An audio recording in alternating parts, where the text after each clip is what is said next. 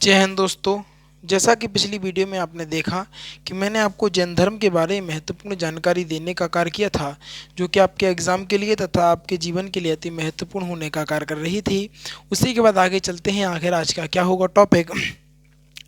हम जैन धर्म के बारे में आगे पढ़ेंगे कि आखिर जैन धर्म किस प्रकार विख्यात हुआ और जैन धर्म के जो 24वें तीर्थंकर महावीर स्वामी जो थे वो किस प्रकार विख्यात होने लगे लोगों के बीच में, तथा जैन धर्म धर्म लोग क्यों अधिक से अधिक अपनाने लगे, इसका क्या कारण रहा।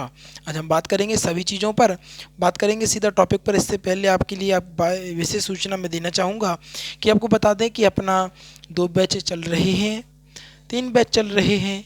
इसके अलावा आपको बता दें कि बाहुबली बैच है, उसमें आपको बायोलॉजी का एक फाउंडेशन बैच दिया जा रहा है। इसके अलावा राम सेतु बैच की बात कर लें तो उसमें हिस्ट्री का आपको फाउंडेशन बैच दिया जा रहा है, जो कि डेली का डेली आपको शाम को 4 बजे देखने को मिलता है। इसके बाद बात करेंगे हम पॉलिटी यानी संविधान की, तो संविधान आपको डेली का डेली रात में 8 बजे देखने को मिल रहा है अग्निपथ बैच के माध्यम से। क्या अग्निपथ बैच के माध्यम से कल उसका आपको बता दें 1 तारीख है। 1 तारीख को बेहतरीन तरीके से इम्पोर्टेंट आपके लिए गिफ्ट रहेगा और बेहतरीन तरीके इम्पोर्टेंट एक सूचना रहेगी, महत्वपूर्ण सूचना रहेगी, उसको देखिएगा आप लोग, फिर समझेंगे आप। शेड्यूल बन गया है, आप जाइए उसको नोटिफाई में कर लीजिए जिससे आपको नोटिफिकेशन मिल जाए।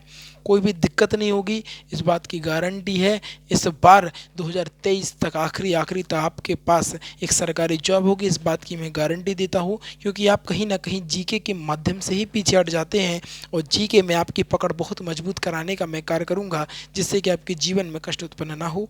चलेंगे उससे पहले चंद पंक्तियाँ आपके लिए। बस कर्म तुम्हारा कल होगा, और कर्म अगर सच्चाई है तो कर्म कहाँ निष्फल होगा। कर्म में अगर सच्चाई है तो कर्म कहाँ निष्फल होगा। हर एक मुश्किल का हल होगा, आज नहीं तो कल होगा। लोहा जितना तपता है उतन सुनिएगा, चंद पंक्तियाँ बहुत बेहतरीन हैं। लोहा जितना तपता है वह उतना उतना क्या करता है, उतनी ही ताकत भरता है। लोहा जितना तपता है वो उतनी ताकत भरता है। सोने को जितनी आग लगे वो उतना पिघल निखरता है। हीरे को जितनी धार लगे वो उतना खूब चमकता है।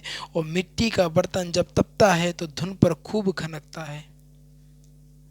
वक्त लगेगा संघर्ष में, वक्त लगेगा संघर्ष में, आज नहीं तो कल हर संकट का हल होगा, हर संकट का हल होगा, हर संकट का हल होगा। चंद पंक्तियाँ आपके लिए दी जो बहुत महत्वपूर्ण थी आपको मोटिवेट करने के लिए। चलेंगे सीधा टॉपिक पर, मुझे बहुत अच्छी लगती हैं ये पंक्तियाँ। एक पंक्ति और है वो आपको मैं कल सुनाऊंगा। जब क्या था, वो श्री कृष्ण जी गीता का ज्ञान देते हैं ना अर्जुन जी को, तो अर्जुन जी कहता है कि कैसे मैं अपने ऊपर बाण चला दूँ। तो उनके लिए चंद पंक्तियाँ रहती हैं कि खुद को ईश्वर कहते हो तो जल्दी अपना नाम बताओ, खुद को ईश्वर कहते हो तो जल्दी अपना नाम बताओ। ऐसी पंक्तियां हैं उसमें, मुझे फट पूरा याद नहीं है इसलिए मैं सुना नहीं रहा हूँ, लेकिन कल सुनाऊंगा उसको बढ़िया तरीके से, है ना। बहुत अच्छी पंक्तियां हैं, वो बहुत अच्छी लाइन लगी है मुझे, वो कि मैं आपको सुनाने का कार्य करूँगा कल।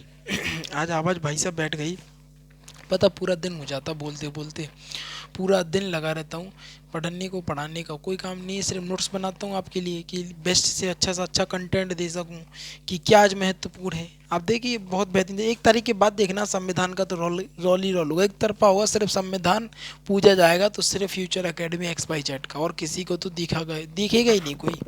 इतनी बेहतरीन तरीके से आप देखिएगा, बहुत बेहतरीन तरीके से पूजा जाएगा संविधान को, है ना। चलेंगे सीधा टॉपिक पर। तो महावीर स्वामी की बात करें तो महावीर स्वामी ने कहीं ना कहीं 3 रत्नों को देने का कार्य किया। 3 रत्न कौन कौन से थे आप देख लेते हैं। पहला ज्ञान को कहा, दूसरा दर्शन दिया, तीसरा आचरण दिया। यदि आपको ज्ञान मिल जाता है, दर्शन मिल जाता है, आचरण मिलता है तो कहीं ना कहीं मुक्ति की ओर अग्रसर होनेंगे। आज की वीडियो कहीं ना कहीं थोड़ी सी छोटी होगी, लेकिन क्या गला यार भाई बहुत थक गया, बहुत थक गया। लेकिन कंटेंट में कमी नहीं मिलेगी, जो भी मिलेगा बहुत बेहतरीन तरीके का मिलेगा। कुछ में भी किसी भी चीज़ में आपको कमी नहीं दिखेगी, इस बात की गारंटी रहेगी। देखते हैं, बात करते हैं सीरी। यहाँ पर देखिए पॉइंट नंबर 1 की बात करें तो भगवान महावीर को ज्ञान की प्राप्ति के बाद उन्होंने अपने मतों का प्रचार प्रसार के लिए एक संघ बनाया और इस संघ की स्थापना की, जिसमें 11 अनुदायी थे। जब किसी व्यक्ति को ज्ञान की प्राप्ति हो जाती है, जैसे कि मान लो मैं टीचर हूँ, मैं कहता हूँ आपको किस तरीके से प्रिपरेशन करनी है जिससे आपको बहुत बेहतरीन तरीके से क्या मिले, जॉब मिले, एक सरकारी नौकरी मिले, जिससे कि आपके जीवन में कष्ट उत्पन्न ना हो। तो क्या है, उस चीज़ का मुझे क्या है, ज्ञान है, मुझे उस चीज़ को पता है, तभी मैं आपको इस मंच के माध्यम से आपको पढ़ाने का कार्य कर रहा हूँ। जब मुझे वो चीज़ आती है जभी तो मैं आपको बता रहा हूँ। जब मुझे, जैसे मुझको ज्ञान हो गया कि नहीं ऐसे से ऐसा करना है, इसके माध्यम से ये होगा, तो इसी प्रकार महावीर स्वामी को भी उस चीज़ का ज्ञान हो गया था। तो उन्होंने क्या बनाया, यूनियन, एक यूनिटी बताई, यानी संघ बनाया। यानी इसको क्या, 11 अनुदायी थे। उस संघ में कितने थे, क्या ना सर, 11 अनुदायी थे। अगले पॉइंट की बात करें तो महावीर जो स्वामी थे, महावीर स्वामी ने ईश्वर के अस्तित्व को नहीं बताया, अस्तित्व को नहीं बनाया, वह मूर्ति पूजा तथा कर्मकांड को का विरोध करते थे। महावीर स्वामी थे, वो कहते थे कि देखो, मैं ईश्वर के अस्तित्व पर नहीं मानता हूँ। क्या कहते थे कि मैं ईश्वर के अस्तित्व को नहीं मानता हूँ, ना ही वो मूर्ति पूजा तथा ना ही कर्मकांड पर विरोध करते, दोनों चीज़ों का विरोध करते थे। कह रहे थे नहीं, मूर्ति पूजा क्या, व्हाट, वाई, क्या, ऐसे बात करते थे वो, है ना। तो मूर्ति पूजा और कर्मकांड का दोनों का विरोध करते थे। महावीर स्वामी जी का ऐसा कहना था। ठीक है, आगे सुनिएगा, आप कितने इंटरेस्टिंग आते जाएगा चीज़ें। ठीक है, अतः इन्हें अनिश्वरवादी भी कहा जाता है। इन्हें क्या कहा जाता है, महावीर स्वामी के एक नाम और हो सकता है जिनको हम अनिश्वरवादी भी कह सकते हैं।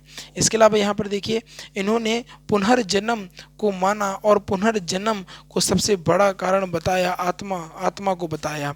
देखो, इनका कहना था कि पुनर्जन्म को तो ये मानते थे, महावीर स्वामी कहते थे कि पुनर्जन्म होता है, व्यक्ति पिछला जन्म कुछ और होता है, इस जन्म कुछ और होता है।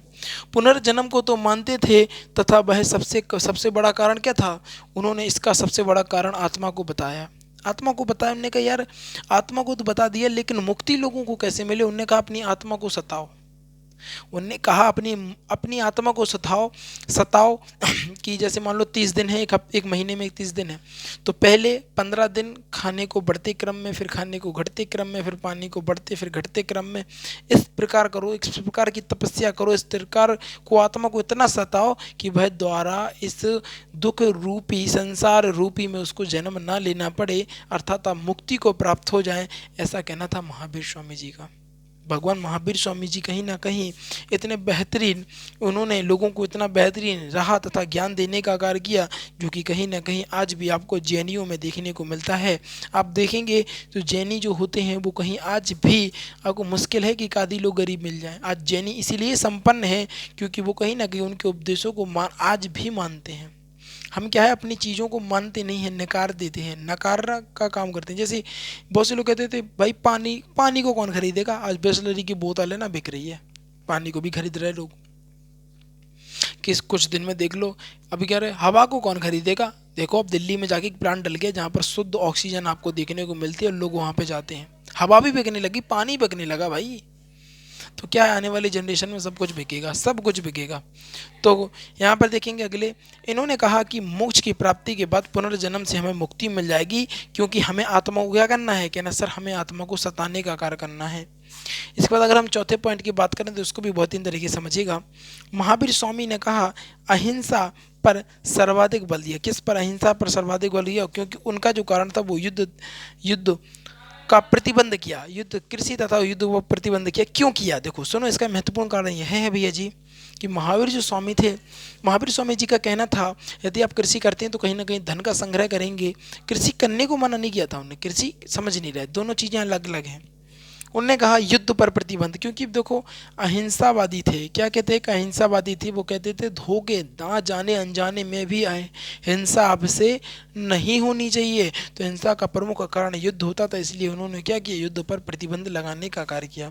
किस पर, कहना सर युद्ध पर प्रतिबंध लगाने का कार्य किया। चीज़ें क्लियर है ना, किस पर, कहना सर युद्ध पर प्रतिबंध लगाने का कार्य किया। इसके बाद यहाँ पर देखिए महावीर स्वामी के दिए गए उपदेशों को 14 पूर्व पुस्तक में रखा गया है, वो जो कि जैन धर्म की सबसे प्राचीन बुक है। सबसे प्राचीन बुक कौन सी है, कहना सर जी 14 पूर्व पुस्तक। कौन सी, 14 पूर्व पुस्तक, जो कि जैन धर्म की सबसे प्राचीन बुक आपको देखने को मिलते हैं। यहाँ पर देखिए एक पॉइंट और लिखा हुआ है, महावीर स्वामी ने अपने उपदेश प्राकृत भाषा में दिए। किस भाषा में दिए, बहुत महत्वपूर्ण क्वेश्चन है, आपको बता दूं मैं, एसएससी में आया हुआ क्वेश्चन है ये, एसएससी तथा एमटीएस में देखा गया इस क्वेश्चन को। तो महावीर स्वामी ने अपने जो उपदेश है किस में दिए, कहना सर प्राकृत भाषा में दिए। इसके अलावा देखिएगा महावीर ने अपने उपदेशों को के ना अनेकाबाद की चर्चा आपको देखने को मिलती है। 72 वर्षों की अवस्था में 68 ईसा पूर्व पावापुरी में इनकी मृत्यु हो गई। एक महान व्यक्ति हमारे साथ जो रहता था, उसने इस धरती से विदा ले ली और मुक्ति को प्राप्त हो गया। इतने बेहतरीन इनके उपदेश रहे। कल हम और बात करेंगे इनके ऊपर बेहतरीन तरीके से। क्या थोड़ी सी आज गला है ना बहुत दुख रहा है और कोई कारण नहीं है, क्या 2-3 दिन से बहुत ज़्यादा परेशान है गले से। देखो जितने भी टीचर रहेंगे ना, सबसे ज़्यादा समस्या उन्हें गले ही में होगी और कोई कहीं दिक्कत ही नहीं होगी उनको। गले में बोलते बोलते बोलते बोलते ना गले का टायर पंचर हो जाता। कोई दिक्कत नहीं है। पता आप जैसे ही नाइट होती है ना, तो हम लोग पता 2-2 3-3 घंटे नहीं बोलते हैं, बात ही नहीं करते, बिल्कुल शांत शांत। जिससे क्या होता है, एनर्जी आ जाए ना बॉडी में। ऐसा लगता है कि यार मन ही नहीं किसी बात को बोलने का, जीभ चिपकने लगती। क्या जीभ चिपकने लगती। कोई दिक्कत नहीं है, कंटेंट बेस्ट मिलेगा, क्वालिटी की गारंटी है। फ्यूचर एकेडमी के माध्यम से ही आपका सिलेक्शन होगा। इतनी बेहतरीन पंक्तियाँ मैंने सिर्फ आपको इसलिए सुनाई है कि आपका सिलेक्शन हो, आप अंदर से मोटिवेट हो, कहीं ना कहीं आप अपने जीवन में आगे बढ़ें। इन्हीं चंद शब्दों के साथ बता लेना चाहूँगा, जितने भी नए विद्यार्थी हैं क्या करेंगे, कहना सर जल्दी से वीडियो को लाइक, बिल्कुल भैया जी जल्दी से वीडियो को लाइक कर दीजिएगा, चैनल को सब्सक्राइब कर लीजिएगा और शेयर करके आइएगा अपने यार दोस्तों चाहने वालों के साथ। क्योंकि आज की जो वीडियो थी कहीं ना कहीं बेहतरीन गजब और लाजवाब होने का कार्य कर रही थी। इन्हीं चंद शब्दों के साथ बता लेना चाहूँगा, जीवन में आनंदित रहिएगा और आगे बढ़ते रहिएगा। Thanks for watching. स्क्रीनशॉट ले लीजिएगा, बेहतरीन तरीके से नोट्स बनाइए। वीकली रिवीजन और डेली रिवीजन पर फोकस करिएगा।